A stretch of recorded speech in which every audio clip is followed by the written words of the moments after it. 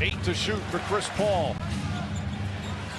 Devin Booker's at half court talking to the fans. Paul for 3, puts it in.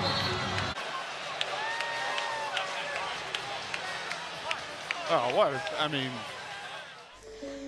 Chris Paul is a generational talent, and he showed us that this whole NBA season.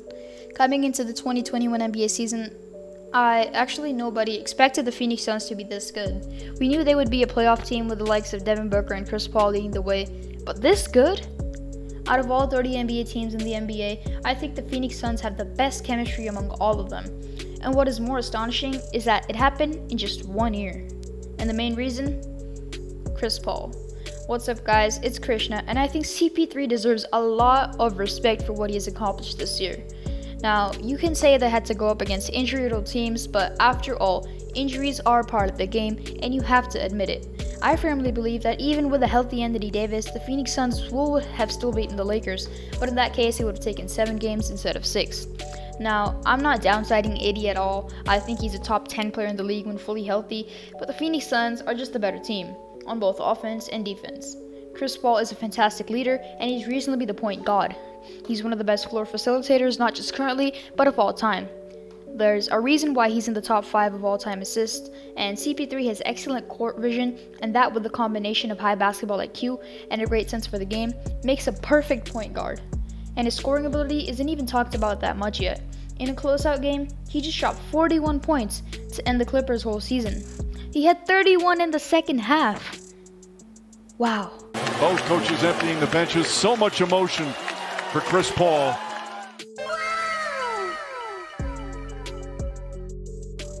But this is just one game. Let's look at his career points per game status. For his whole career, which is 16 seasons, Chris Paul is averaging 18.3 points per game, and he's had 2 seasons where he's averaged more than 20 points per game. Yep, this isn't a typical superstar scoring average, but it makes sense. He's always been surrounded by scorers, and he doesn't need to do that much. What he provides to the table is great defense and his passing and ball handling. That is all the ingredients for a successful team. But when needed, he can and will score like he just did in Game 6 of the Western Conference Finals because Devin Booker was having an off night. Any team he's on is instantly a playoff lock, and that's why to me, he should be an MVP candidate every year.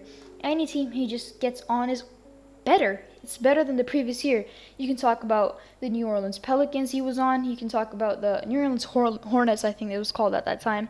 The LA Clippers with Lob City, and then Houston Rockets, and then the Oklahoma City Thunder last year, who we didn't even expect to make the playoffs, made it as the 5th seed, and now Phoenix Suns this year.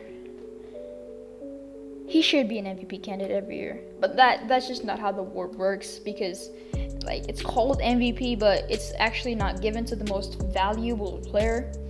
I can't stop talking enough about CP3. He's just an all-time great player, who finally might get some respect. Just because he had to go versus injured teams, people will call it an asterisk season for him, even though it's not his fault that his opposing players are injured. Injuries happen, and it can happen anytime. It could have happened to him, and what if the Lakers won the championship? You would have called LeBron with an asterisk championship? No, because LeBron's a king. You wouldn't call him winning an asterisk championship. So we gotta accept the truth and go on with that.